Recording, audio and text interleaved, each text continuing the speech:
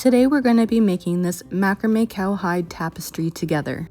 I'll walk you through on how to read the pattern and how to tie each different knot.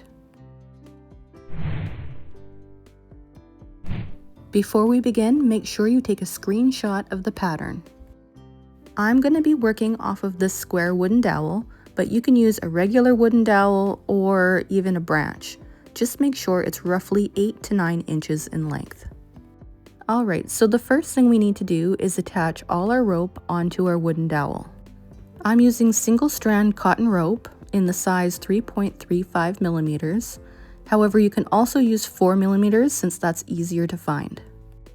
Now to attach your rope, we're going to tie a lark's head knot. So you want to fold your cord in half, and then with the loop end you want to place that over the top and behind your wooden dowel, and then thread the long tail ends through. Now I'm also going to show you another way to tie it. You want to take your loop and fold it over onto itself, creating a loop in your hand, and then just slide it onto your wooden dowel. This is my preferred way because I find it faster. Let me show you another time. So you want to take the loop end and then fold it over onto itself to create a loop, and then just slide it onto your wooden dowel. Okay, so attach all 14 strands of rope in whatever way works the best for you. Alright, so let's take a look at our grid pattern. For our first row, we start at the top left and work our way over to the top right. And we have 2 different colors already in the first row. For our working cords, I'm going to be using some medium worsted weight yarn. My yarn is also acrylic. And I'm going to be using 2 different brands of yarn. My favorite is this one here. This brand is called Sheep G's and the line is called Chunky Monkey. Now I lost the label for the white one, but this is what the label looks like on this other one.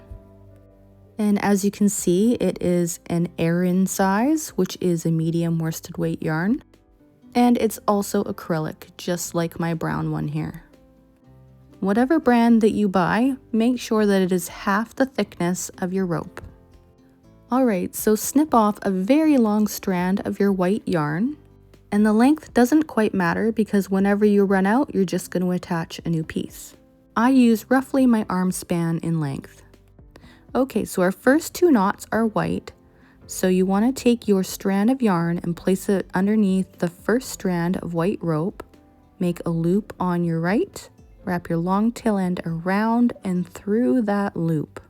This is only half of our knot, so to make the other half you want to repeat the same thing by making a loop on your right, wrapping your long tail end around and through that loop, and cinch it up, but not too tight because you want to be able to slide it all the way up to the top. Then you want to go ahead and make your adjustments. And that's how you tie a vertical double half hitch knot. This whole macrame pixel tapestry is all entirely vertical double half hitch knots. So let me show you the second knot. You want to make sure that your yarn is behind the next strand of rope, make a loop on your right, wrap your long tail end around and through the loop, and cinch it up to the top. Then repeat one more time. Since we predominantly tie just the one knot over and over again, I do consider this a beginner-friendly project. Alright, now we come to the part where we need to change to a different color.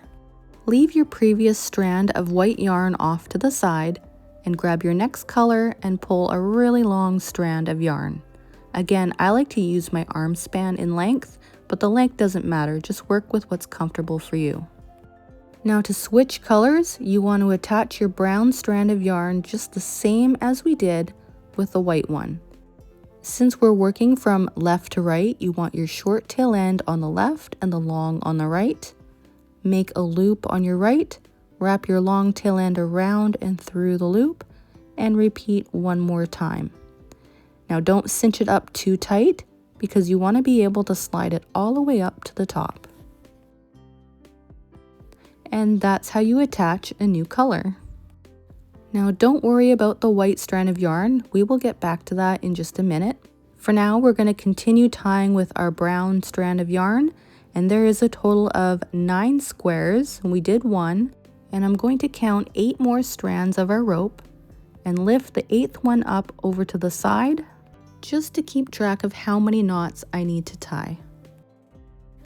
Now, as you can see, each square on our grid pattern represents a vertical double half hitch knot in that corresponding color. And just like our grid pattern, you want your knots to be square in shape. So as you're tying your vertical double half hitch knots, you want to keep that in mind. You want your knots to be almost as perfectly square as possible, otherwise it will distort the image of your pattern. Also, when you're tying your knots, you don't want to tie them too taut. You just want your yarn to wrap around your rope. I find when most people make mistakes, it often is a result of bad tension. When you pull your yarn too tight, it changes the shape of your knot. And similarly, you don't want it too loose as well.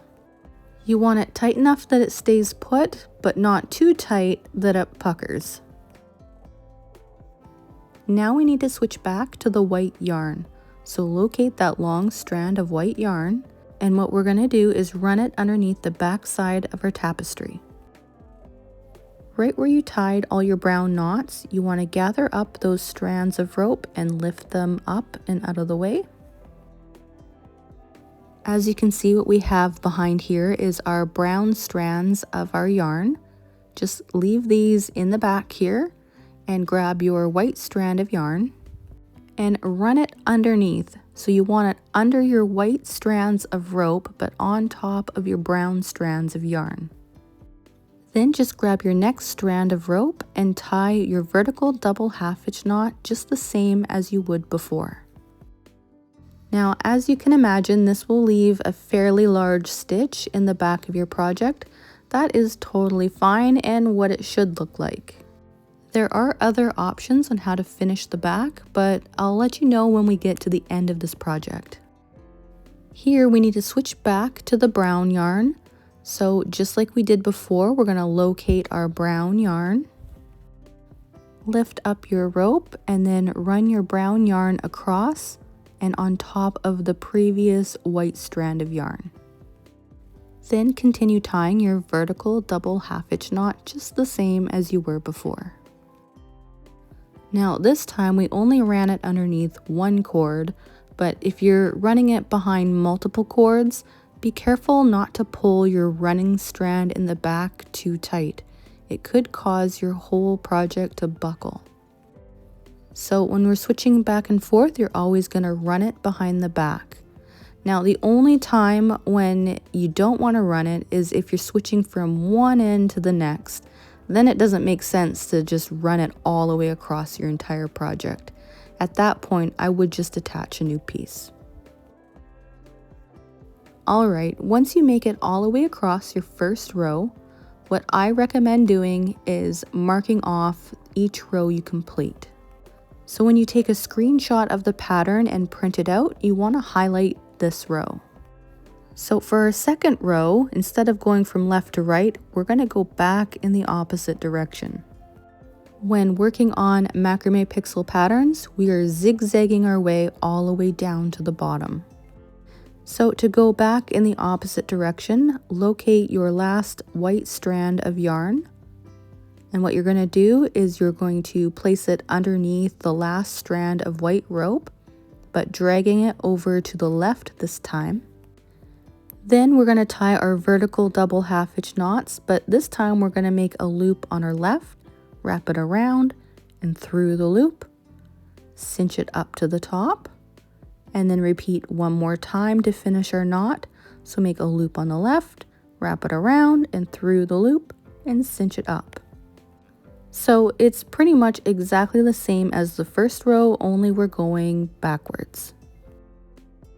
If you're new to this form of macrame, sometimes it can be confusing of remembering which way your loop and your knots are supposed to go.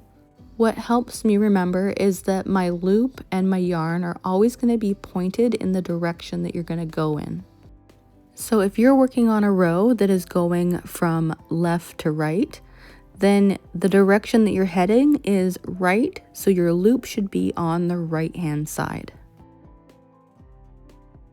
Okay, so here we're switching back to the brown, but it is from the previous row above. What you want to do here is make sure that your brown cord is on top of your white rope and then continue. You always want to try to crisscross your yarns, that way that there's no gaps or holes in your tapestry.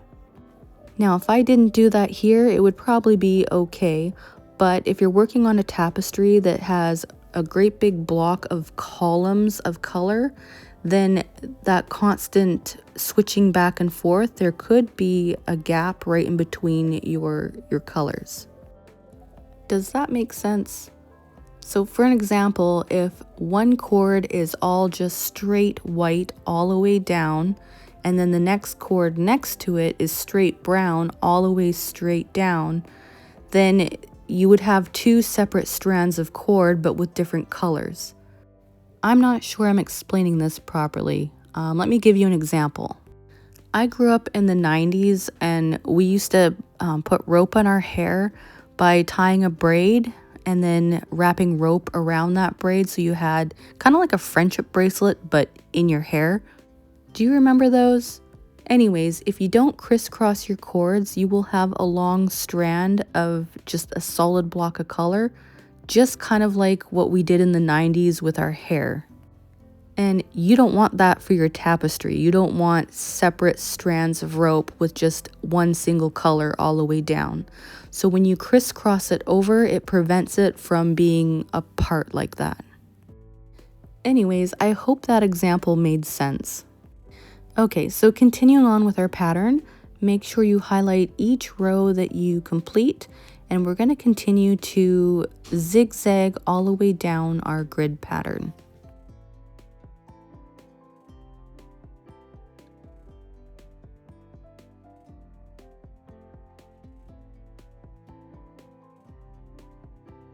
Okay, so at this point, I ran out of the length of my brown cord. So I'm just going to snip it off so it's a little bit shorter and more manageable. But what we're going to do to fix this problem is we're going to grab our ball of yarn and we're going to grab another long strand.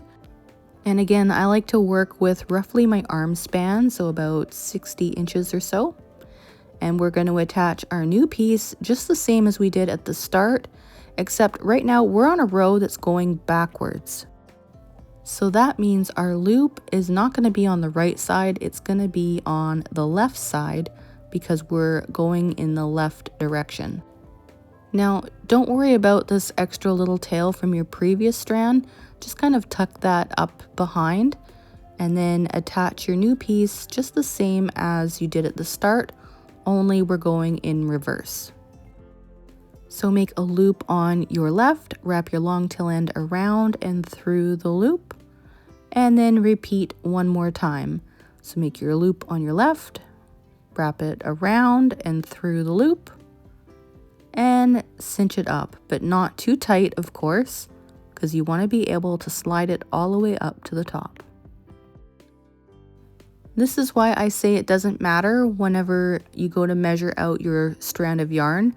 You're always going to attach a new piece, so it really doesn't matter as long as you're comfortable working at whatever length you like. So continue tying your vertical double half hitch knots and zigzag your way all the way down your grid pattern. Speaking of patterns, I design my own patterns myself, which means you're more than welcome to use them for your own tapestries. Just be sure to give me pattern credit wherever you can, and tag me on Instagram because I would love to see. And if you have a pattern request, let me know in the comments below and I'll see what I can do for you. I am open to most suggestions, just make sure that they are not characters that are copywritten. Alright, once you've zigzagged all the way down your grid pattern and you've tied your very last knot, now what we're going to do is flip over to the back side of our macrame tapestry and clean up the mess on the back. Now this is a small tapestry, so what I like to do is take any two strands of yarn that are close together and tie them together using just a simple double overhand knot. Since this is a small tapestry, I find that that is perfectly adequate on its own. However, you do have other options. You can use a tapestry needle and weave the ends in the back of your knots and then snip off the excess length. Or if you want to go very professional, you could add a backing and your signature. And I do have a tutorial for that if you wanted to check that out. Finally, the last step is to hang it on your wall and trim up the ends so that it's even in length. If you enjoyed this tutorial, please do me a huge favor and give this video a thumbs up, and I'll see you in the next one.